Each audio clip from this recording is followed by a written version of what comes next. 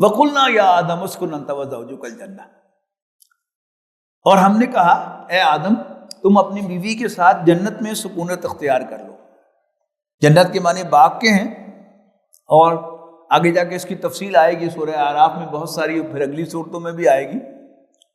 اس کو آپ یوں سمجھے کہ آزمائشی طور پر اللہ تعالیٰ نے آدم و حوا کو جنت میں رکھا اور پھر انہیں ڈیمونسٹریٹ کیا، یہ بتا کر کہ شیطان تمہارا دشمن ہے، اور ڈیمونسٹریٹ کیا کہ کیسے شیطان تمہیں ورغلا سکتا ہے اور تمہیں اور پار کر سکتا ہے، اور جس چیز سے میں نے منع کیا ہے تم سے وہ کام کروا سکتا ہے۔ تو یہ کیا تھی؟ ڈیمونسٹریشن تھی۔ تو وَقُلْنَا يَا آدَمُ اسْكُنْ أَنْتَ وَزَوْجُكَ الْجَنَّةَ وَكُلَا مِنْهَا رَغَدًا حَيْثُ شِئْتُمَا، اور کھلا کھاؤ وہاں سے جہاں سے تم چاہو، وَلَا تَقْرَبَا هَٰذِهِ الشَّجَرَةَ، کوئی مخصوص درخت ہے اس کی طرف اشارہ کر کے کہا لیکن اس درخت کے قریب بھی نہ جانا، باقی سب کھاؤ پیو لیکن اس درخت کے قریب بھی نہ جانا، فَتَكُونَ مِنَ الظَّالِمِينَ، ورنہ بڑی زیادتی کرو گے۔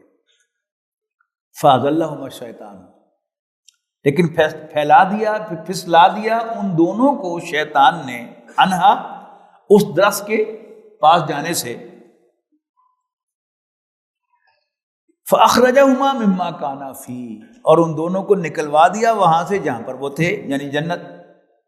وَقُلْنَا اهْبِطُوا بَعْضُكُمْ لِبَعْضٍ عَدُوٌّ، تو ہم نے کہا کہ تم سب کے سب اترو، تم ایک دوسرے کے دشمن ہو، وَلَكُمْ فِي الْأَرْضِ مُسْتَقَرٌّ وَمَتَاعٌ إِلَىٰ حِينٍ، تمہارے لیے زمین پر ایک وقت مقرر کے لیے ٹھہرنے کا ٹھکانہ بھی ہے اور برتنے کا سامان بھی۔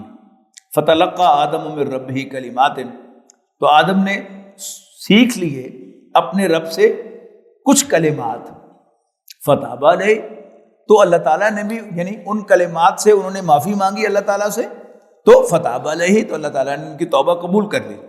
انہ هو التواب الرحیم، بے شک وہ بڑا توبہ کا قبول کرنے والا، رحم فرمانے والا ہے۔